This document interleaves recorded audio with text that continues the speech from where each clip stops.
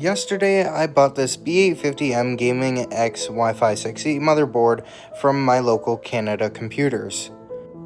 My intention was to put it into this CH160 Deep Cool case, but not knowing that this is micro ATX and this is mini ITX, it obviously didn't work.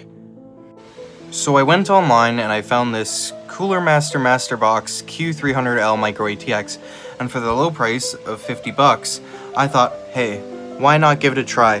So that will be coming tomorrow, and I will update you guys on the progress of the build and to see if my motherboard will fit into this new case. Thank you.